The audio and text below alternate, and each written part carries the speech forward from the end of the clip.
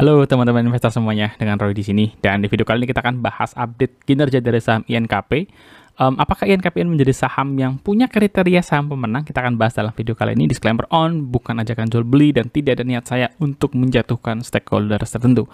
Mari kita mulai teman-teman, bahwa dalam konten update kinerja dan proyeksi ini ada 4 pilar gitu ya. Mulai dari kinerja dan keuangannya, valuasi, story yang berkaitan, dan catatan akhir untuk closing materi ini. So, cepat aja kita mulai dari kinerja. Kuartal 3 2023 menjadi kuartal yang jelek banget buat INKP. Akibatnya juga harga sahamnya merosot gitu ya. Tapi, puji syukur di 2023 kemarin, kuartal 4-nya mereka bisa perform lebih baik. Sehingga secara laba, INKP tidak jatuh banget gitu ya dibandingkan dengan tahun kemarin. Karena tahun kemarin itu case spesial di mana komoditasnya memang harganya tinggi gitu ya. Jadi di 2023 mereka masih bisa mendapatkan net profit margin 11%, which is cukup bagus. Dan tanpa adanya pabrik baru teman-teman, kita juga sudah bahas dalam video review INKP sebelumnya, pabrik INKP itu produksinya sudah mentok gitu ya, sudah mentok, sehingga mereka memang bukan sebuah pilihan lagi untuk bisa membangun pabrik baru gitu. Nah, sebelum kita masuk ke situ, kita lihat dulu gitu ya, INKP ini siapa sih yang menjadi pelanggan utamanya. Teman-teman bisa ngeliat di sini bahwa di 2022 komposisinya itu 55 ekspor, 45 domestik. Artinya komposisinya ekspor juga dominan, tetapi di 2023 ini ekspor lebih dominan lagi, di mana mereka itu komposisinya 59% sudah ekspor gitu ya, dengan tujuan utamanya di daerah Asia ini yang paling gede, lalu ada Amerika. Kita lihat Asia ini marketnya lebih dari setengah gitu ya dari INKP, yang salah satu destinasi khususnya adalah daerah China. Jadi kalau teman-teman nanti benchmark, paling bagus itu melihat pulp dari China punya market gitu ya, karena itulah destinasi utamanya si INKP. Tapi saya nggak ketemu sumbernya, jadi nanti saya pakai dari data yang lain. Bagaimana dari sisi faktor keuangannya, INKP ini company yang sudah punya aset di atas 100 triliun gitu ya. Kalau teman-teman filter dari semua saham yang beredar di IHSG saat ini, 800-an mungkin, nggak banyak saham yang punya aset 100 triliun, dan INKP adalah salah satunya. Kasnya 26 triliun. Meskipun punya kas segede ini, sayangnya INKP itu seret dividen gitu ya. Ini juga banyak dipertimbangkan pasti oleh beberapa investor kalau perusahaan punya kas gede tapi dividennya quote-unquote pelit gitu ya. Mereka masih simpan-simpan terus nih duitnya. Menurut saya sebenarnya INKP dengan kondisi sekarang, pabrik sudah mau beroperasi, pabrik baru sudah mau beroperasi, kemudian kasnya 20 triliun, menurut sih mereka harusnya sudah bisa mulai bagi dividen lebih baik gitu ya buat para investor. Secara keuangan, perusahaan ini itu DER-nya bagus, 0,5 kali, dan trennya menurun secara utang dibandingkan dengan kondisi INKP sebelum tahun 2019 gitu ya. Itu utangnya cukup gede-gede tuh, 40 sekian triliunan, sekarang tinggal 30 triliun. Bagaimana dari sisi keuangan? Kalau saya lihat no issue gitu ya, ROE-nya bagus, ROE-nya juga ya fine gitu ya, 5% meskipun kecil, tapi ini asetnya sudah 150 triliun ya, jadi nggak bisa kita compare dengan aset yang masih kecil. So, dari sisi keuangan menurut saya masih oke, kecuali dividennya ya. Kalau kalian mempertimbangkan dividen 3-4-5%, buy aja dulu dengan INKP, karena INKP itu yieldnya kemarin tuh bahkan nggak sampai 1% yieldnya, kecil banget.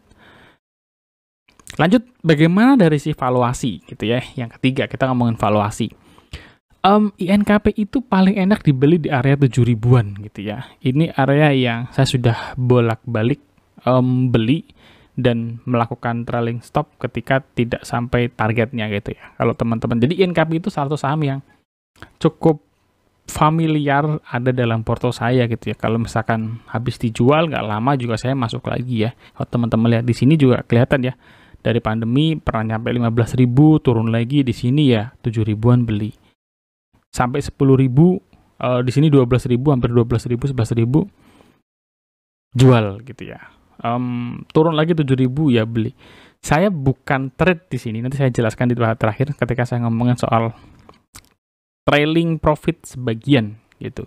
Jadi menurut saya di INKP itu range 7 ribuan itu adalah titik yang paling enak untuk mulai akumulasi. Dan sayangnya teman-teman, Menurut saya, INKP itu bukan nggak bisa kali ya, sulit untuk di-compare mengingat apple to apple-nya susah. Misalkan mau dibandingin sama siapa kompetitornya INKP, pabrik kertas yang begitu besar, punya aset sedemikian besar. Dengan Tekim, beda banget secara produk N-nya pun beda, karena INKP ini dominasinya kan dari kertas industri ya, dari pulpnya. Sedangkan yang lain, SPMA, langsung fokusnya di tisu gitu ya. Atau dengan INKP, dengan Tekim, meskipun saudara kandung, tapi valuasinya, asetnya jauh berbeda sekali. Jadi menurut saya komparasinya beda, antara INKP dengan Tekim. Lebih fokusnya adalah di kalian tinggal pilih yang company size-nya lebih prefer yang mana. Dua-duanya dalam satu manajemen yang sama, itu Sinarmas. Artinya kalau INKP dividennya kecil ya Tekim mostly likely sama ya. Keempat selanjutnya adalah story dan growth. Jadi kita akan coba perhatikan apakah saham ini tuh punya potensi untuk rally di tahun 2024 ini, memenuhi harapan kita gitu ya sebagai investor. Pertama yang paling saya highlight adalah pabrik baru. Pabrik baru itu sama dengan adanya peningkatan kapasitas produksi, yang artinya kalau produksinya naik berarti pendapatannya naik, harapan kita. Kita lanjutkan dulu. Kapasitas produksinya itu berpotensi naik kalau teman-teman baca di feasibility study atau studi kelayakan. Teman-teman bisa cari di keterbukaan informasi, mereka posting dokumen cukup komprehensif mengenai studi kelayakan mereka dalam membangun pabrik baru.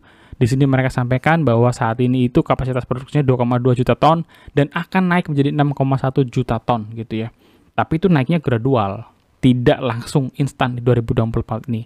Apa yang terjadi 2024 ini diprediksi akan naik 30% atau kenaikan volume 1,1 juta ton, atau kalau dikonvert ke dalam revenue itu 1,2 miliar dolar. Ya, jadi itulah kenaikan yang diproyeksikan akan diterima oleh INKP di 2024 ini dengan beroperasinya pabrik ini. Nah, yang perlu kita perhatikan adalah namanya pabrik baru beroperasi itu pasti ada transisinya gitu ya. Start to finish-nya, startnya itu langsung ngegas atau enggak, itu yang harus kita perhatikan lagi. Jadi kita perlu watch mengenai operasional pabrik yang baru ini. Nanti kalau misalkan dia udah public expose ya. Nanti kalau dia misalkan ada company presentation, kita coba pantau status dari pabrik baru INKP ini. Apalagi sentimen mengenai INKP. Ya, menurut saya ini juga bukan sentimen yang bagus sebenarnya, tapi menguntungkan, yaitu USD yang lagi mahal gitu ya, 16.200 saat ini. Jadi kalau INKP ekspor keluar dan transaksinya menggunakan USD, maka potensi INKP dapat rate yang tinggi, ya kondisinya sekarang kan 16.200 mahal gitu ya, itu bisa menguntungkan INKP. Masih di story and growth, apalagi INKP itu dalam studi kelayakannya itu juga membeberkan mengenai volume rencana utilisasi pabrik baru, di mana secara bertahap dari mulai 2024 itu 28%, naik di 2025 63%, dan seterusnya hingga mencapai 87,31%. Saya stop sampai di sini, teman-teman. Kalau di slide sebelumnya mereka ngomongin soal volume dari penjualan, kemudian di sini ada proyeksinya. Sebenarnya kita yang saya tangkap adalah INKP itu sudah melihat adanya potensial buyer. Ini nggak di state langsung gitu ya. Tapi bagaimana mungkin sebuah perusahaan membuat visible study tanpa mempertimbangkan adanya potensial buyer? Kalau ngomongin kapasitas doang gampang gitu ya. Pabriknya udah jadi, kapasitasnya bisa digenjot. Masalah yang beli ada nggak?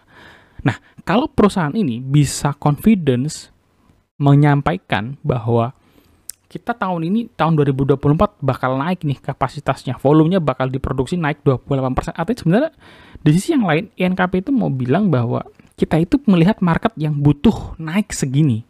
Sudah ada potensi buyernya gitu. Jadi dalam hal ini tuh bukan hanya soal volume, tapi saya ngelihat manajemen tuh semacam punya confidence yang cukup tinggi adanya permintaan yang lebih besar di tahun-tahun mendatang gitu ya. Jadi ini hal yang menurut saya sih bagus buat INKP ke depan. Story selanjutnya adalah mengenai pulihnya harga pulp ya. Ini saya ambil dari Trading Economics yang merupakan marketnya Europe US. Jadi mungkin sebenarnya kurang relate dengan INKP, karena INKP itu kan destinasi ekspornya paling besar China. Harusnya kita pakai indeks saya, tapi saya nggak nemu sih. Ya silakan teman-teman kalau ada yang punya referensinya boleh di komen gitu ya, supaya kita bisa saling tukar insight. Jadi meskipun ini datanya dari chart US Europe, menurut saya juga cukup relevan karena di 2023 itu semua komoditas jatuh gitu ya, tak terkecuali dengan harga pulp, dan akhirnya mulai pelan-pelan rebound lagi di 2024 ini. Nah, itu kalau dari sisi pemulihan harga pulp gitu ya. Kalau ini bertahan, ya artinya di 2024 ini harga acuannya bertahan, naik di kisaran harga yang saat ini gitu ya. Ini bisa menguntungkan INKP, sama seperti dengan saham-saham komoditas lain. Kalau komoditasnya lagi naik, ya mereka punya revenue lebih tinggi lagi. Nah, sebelum kita sampai di bagian closing gitu ya, ini saya tampilkan satu slide bonus. Saya jarang-jarang menggunakan ini dan sebenarnya nggak ingin, takutnya membuat kalian mikir aneh-aneh atau malah kebablasan gitu. Jadi saya warning dulu. Ini gambar yang saya ambil dari Stockbit bandar detection atau bandar behavior gitu ya. Stockbit punya fitur itu. Ini fitur canggih gitu ya. Saya cuman melihat ini sebagai bagian untuk apa ya, menambah view aja, menambah point of view. Seminggu ini IHSG itu benar-benar turun 2,5% dalam seminggu, artinya cukup dalam. Saham-saham Big Bang juga turun, tetapi INKP dan Tekim itu relatif bisa bertahan gitu ya. Paginya turun, sore rebound gitu ya. Seharian tertekan, rebound gitu. Ya, balik lagi ke prinsip supply dan demand gitu ya. Kita tahu bahwa praktek hariannya saham transaksi itu kan terjadi karena ada yang beli, ada yang jual. Nah, kalau teman-teman lihat di sini, INKP sejak tanggal 1 Maret atau kurang lebih di periode-periode menjelang dia rilis kinerja tahunan, itu ternyata banyak diakumulasi gitu ya. Saya nggak akan bahas lebih jauh mengenai akumulasi distribusi di sini, tapi ini menandakan sebenarnya secara gampang banyak investor yang lagi suka dengan saham INKP gitu, lagi coba koleksi saham INKP. Dalam hal ini saya menyarankan teman-teman investor untuk kita itu bukan ingin trading di sini. Jadi kita tidak mengikuti langkahnya para bandar, para big money, para big fund ini, tapi kita ngambil hikmahnya aja gitu. Kenapa kita ngambil hikmahnya? Karena asumsi saya kita itu sudah di dalam. Ya, jadi ketika para big money ini sudah mulai akumulasi saham, kita itu tinggal duduk tenang aja karena kita sudah di dalam gitu. Harga dikerek naik, kita tinggal siap-siap menikmati profitnya. Itu yang saya encourage teman-teman bisa melakukan itu. Jadi kita tidak mengikuti mereka, tapi kita posisi sudah di dalam, mereka masuk, ya big money-nya masuk, marketnya bergerak. Kita sudah tinggal siap-siap aja kita mau ngapain. Kita mau ambil hikmahnya seperti apa nih? Mau taking profit silakan, mau hold dulu silakan gitu ya. Jadi kita tutup video kali ini teman-teman dengan catatan akhir. Sebelum lanjut, kita selesaikan, jangan lupa subscribe dulu dan tekan loncengnya. Jadi 3 sentimen positif utama INKP. 1, datang dari pabrik baru yang bisa meningkatkan kapasitas produksi, artinya meningkatkan penjualan, dan manajemen terlihat confidence bahwa sudah ada buyer-buyer potensial yang akan membeli produknya mereka. Yang kedua, harga pulpnya naik. Ya, seperti pada umumnya komoditas, kalau harga pulpnya naik juga nanti harga jual atau ASP-nya si INKP bisa meningkat lagi. Yang ketiga, harga USD saat ini sedang tinggi gitu ya. Ini bisa jadi selisih kurs nanti, untung selisih kurs yang tercatat di laporan keuangannya INKP. Jadi ini 3 sentimen utamanya INKP, dan bagi teman-teman yang saat ini sudah punya gitu ya, khususnya di harga di bawah 8.000, hold saja sih gitu ya. Target konservatif terdekat saya adalah 0,8 kali PBV atau sekitaran 14.000. Nah, buat teman-teman yang merasa bahwa bang saya sudah punya INKP di harga 7.000, pas di 12.000 saya nggak jual terus harganya turun lagi. Nah, teman-teman bisa gunakan namanya trailing profit sebagian. Artinya teman-teman sudah profit mungkin 50%, 60%, 70%, nggak harus beggar gitu ya. Kalian bisa melihat apakah marketnya sekarang sedang fluktuatif atau enggak, sedang sentimen negatif atau enggak, dan kalian ingin taking profit dulu sebagian. Saya menyarankan sebagian, kenapa? Supaya kita nggak kehilangan barang kalau ternyata nggak selang lama market rally dan harganya bagger dan kalian gigit jari karena barang sudah habis gitu ya. Biasanya yang saya lakukan adalah ketika saham itu belum memenuhi target potensialnya, Misalkan target potensial 14.000, sekarang baru sampai 12.000. Tapi saya ngerasa market lagi volatile gitu ya. Ya, nggak ada salahnya untuk taking profit sebagian. Again, mungkin ini bisa beda-beda perspektif gitu ya. Saya nggak ada masalah, tapi itu yang saya lakukan belakangan tahun ini gitu ya. Taking profit sebagian itu menguntungkan. Kenapa? Karena itu juga bisa menjaga keseimbangan mental kali ya. Keseimbangan mental, jadi ketika kita sudah punya full posisi 100%, kita jual misalkan 30%, 40%, 50%, setengahnya kita jual, kita sudah simpan profitnya dulu, dia naik ya syukur, dia turun lagi, profitnya tadi, uangnya tadi kita belanja lagi di bawah, nggak ada masalah. So itu balik lagi ke metode yang kita ingin lakukan.